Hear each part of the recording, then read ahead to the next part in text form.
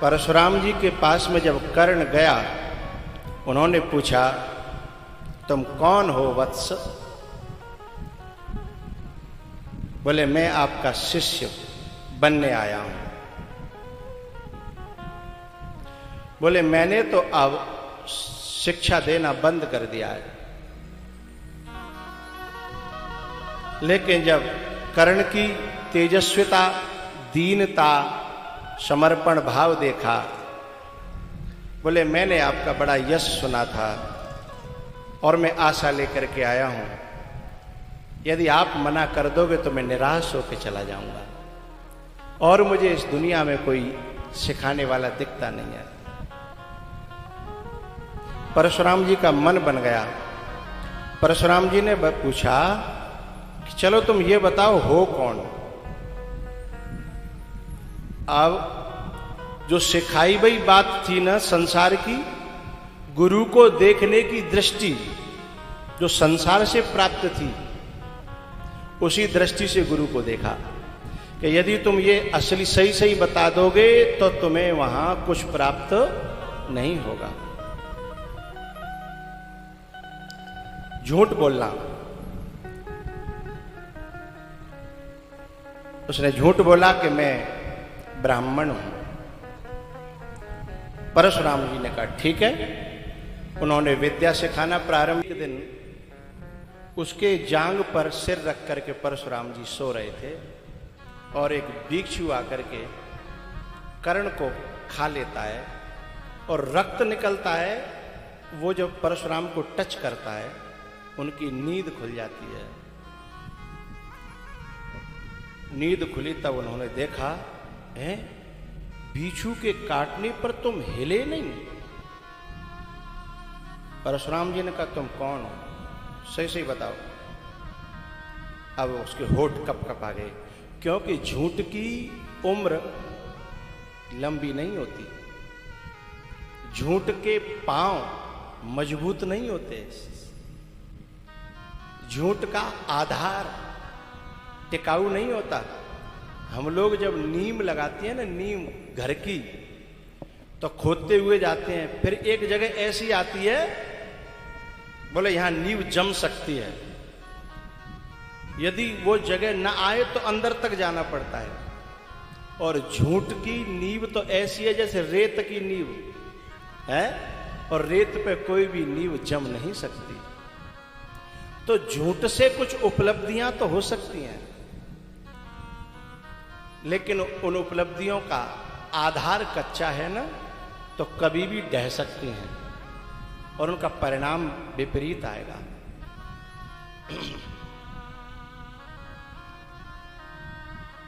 होठ कपकपाने लगे कर्ण के। बोले, गुरुजी, बोले, मैं ये पूछ रहा हूं कि तुम हो कौन?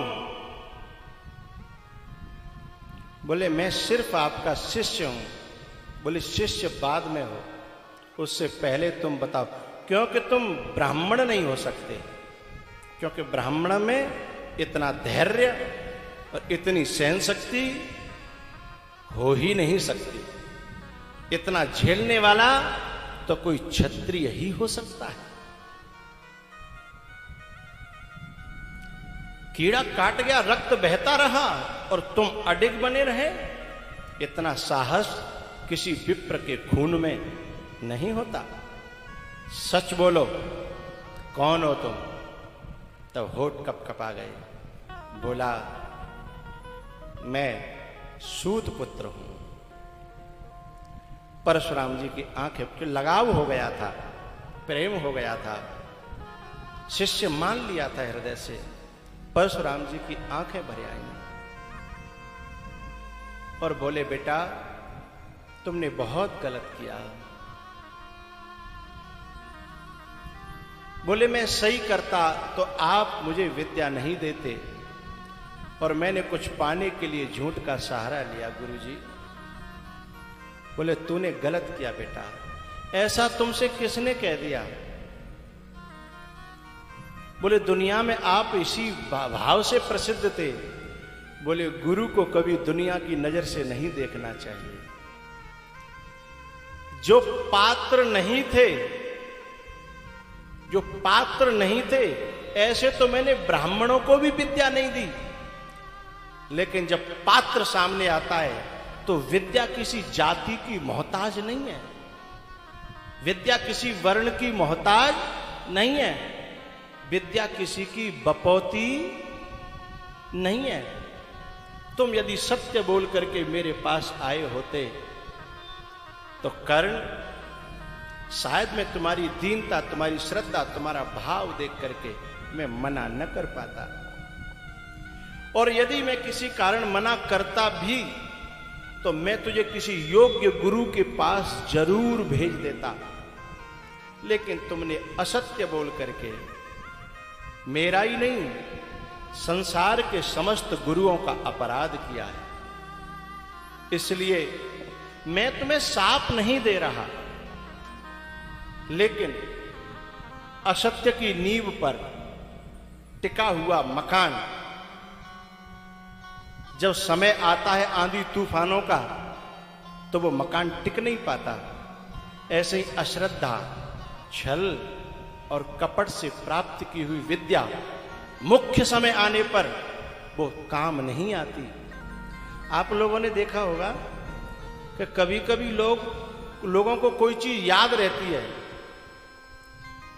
लेकिन क्लास में जैसे परीक्षा का पेपर सामने आता है तो याद करी कराई विद्या भी गायब होने लगती है, क्योंकि कहीं न कहीं झूठ का सहारा लेकर, असत्य का सहारा लेकर के। यदि कोई व्यक्ति सचमुच में श्रद्धा, प्रेम और विश्वास, समर्पण के साथ विद्या को प्राप्त करता है तो पता है समय आने पर भूली हुई विद्या भी फूटने लगती है, उत्पन्न होने लगती है, विचार पर विचार आते चले जाते हैं। परशुराम जी की आंखों में आंसू आए, बोले बेटा अंतिम समय पर तेरे ये विद्या काम नहीं आएगी। सबसे पहले कारण मैं आपको बता रहा हूं, होता क्या है, छल और कपट करने से गुरुओं के साथ में सबसे पहले अपनी आत्मा कमजोर हो जाती है। अच्छा एक बात बता, झूठ बोलते समय होठ कपकपाते हैं कि नहीं? कपकपाना काय का लक्षण है? कमजोरी का। कमजोरी का कपकपाना कमजोरी का लक्षण है। और झूठ बोलते बोलते, कपट करते करते, छल करते करते हृदय का धरातल इतना कमजोर हो जाता है कि वो रेत बालू से भी कमजोर हो जाता है। फिर बाप विद्या टिकेगी कैसे? तो जब हृदय कमजोर हो गया, दिल कमजोर हो गया, आत्मा मर गई, अब बाप विद्या जिंदी कैसे रह गई? विद्या भी तो मरेगी ना। जीवन में जो ओजस्विता, तेजस्विता, जो आत्मबल आना चाहिए वो तब आएगा जब उसकी आधारशिला, नींव की जगह बहुत मजबूत हो और वो सत्य, समर्पण, श्रद्धा और सदाचार की आधारशिला पर टिकती है। करण, तुमने बहुत गलत किया बेटा। अब मुझे दुख इस बात का है कि तू जहां भी जाएगा तू कहेगा कि मैं परशुराम का शिष्य हूं। लोगो तो लग गया ना, नाम तो लग गया, ठप्पा तो लग गया ना कि तू परशुराम का शिष्य है। लेकिन तेरे जीवन अब कभी सत्य का साथ नहीं दे पाएगा, क्योंकि तूने विद्या का अर्जन ही असत्य से किया है।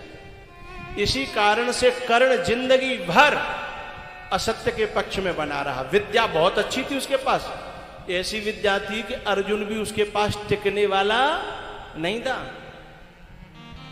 किंतु उसका अर्जन असत्य की आधारशिला पर, इसलिए वो विद्या भी असत्य के काम आई, अधर्म के काम आई।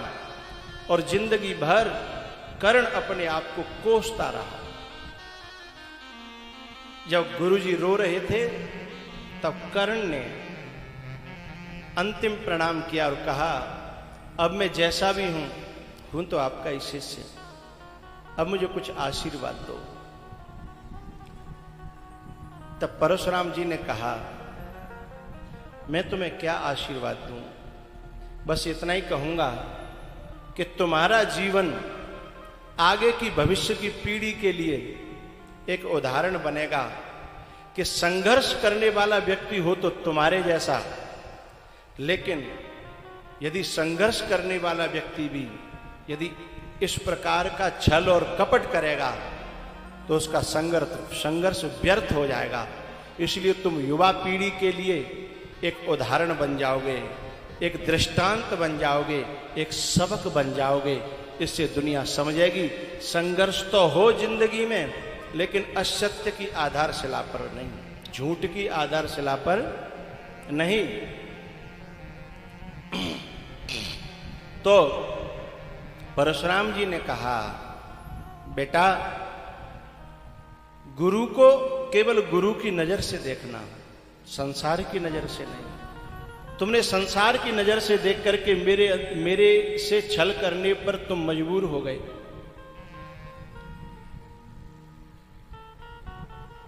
तब परशुराम जी कहते हैं, कर्ण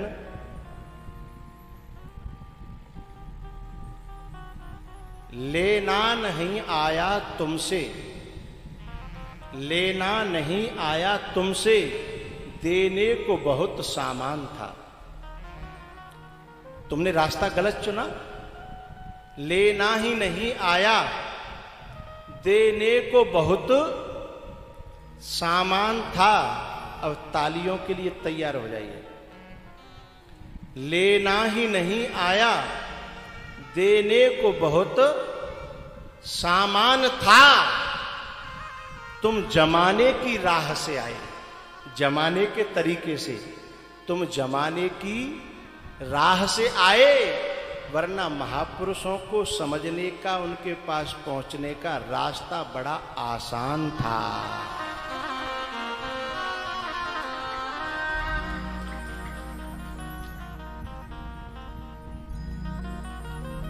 गुरु और शिष्य बहुत रोए, क्योंकि जब गुरु विफल होता है ना तो उसे बड़ा कष्ट होता है, और शिष्य भी विफल होता है तो भी गुरु को बड़ा कष्ट होता है। तो विफलता मिली यहां परशुराम जी को भी और कर्ण को भी, लेकिन पार्वती को क्यों सफलता मिली?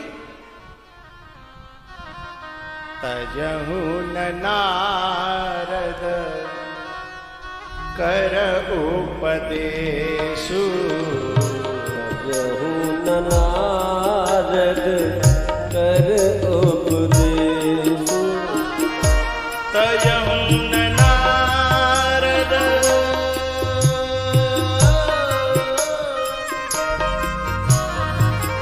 कर उपदेशु।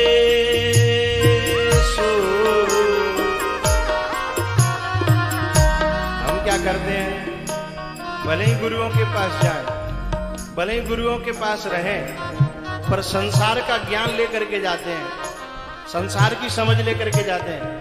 भाई संतन के पास रहो, पर सुनो अपने तरीका से रहो। ऐसे रहना, संसार की शिक्षा लेते हैं। तजहु न